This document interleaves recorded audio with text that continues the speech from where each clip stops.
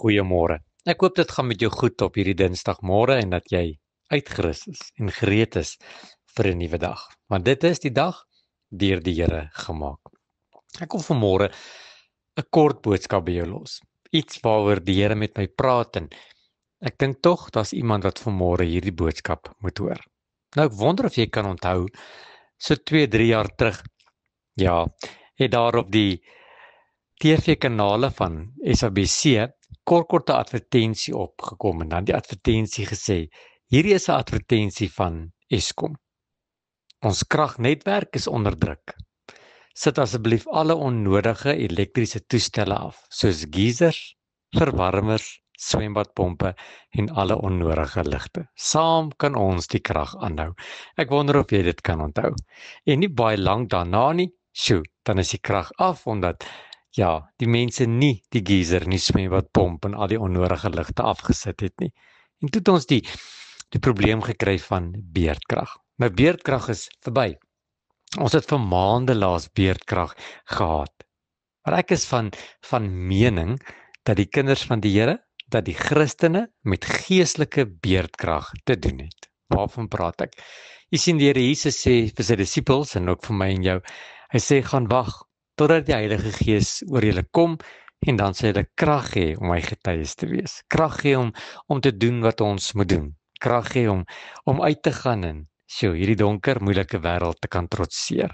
Maar die ou wêreld het 'n manier gekry om baie ander onnodige goed op ons te plaas. Goed wat ons energie dreineer. Goed wat ons moeg maak. Goed wat ons so gefokus hou dat ons nie uitkom by Jesus nie. En dan dan wil die Here Jesus so kort vir ons 'n advertensie gee wat ons sê, plaas asseblief alle onnodige toestelle af. Sit so 'n bietjie die druk van die lewe eenkant toe.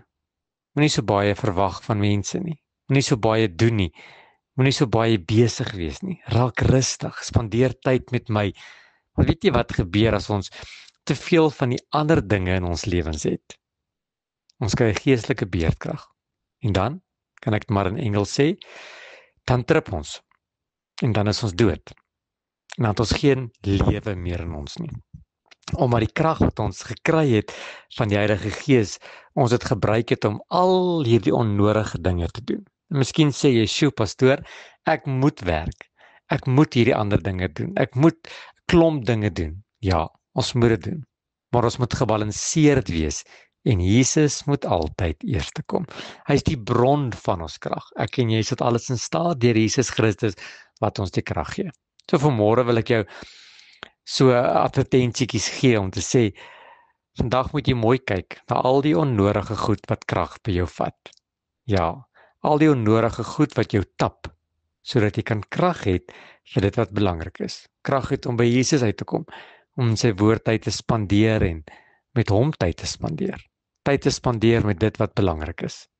Anderste gaan ek en jy dit nie maak nie. Here, beerdkrag is verby, maar ek besef elke dag al hoe meer en meer, ons sit met geestelike beerdkrag, want ons is moeg.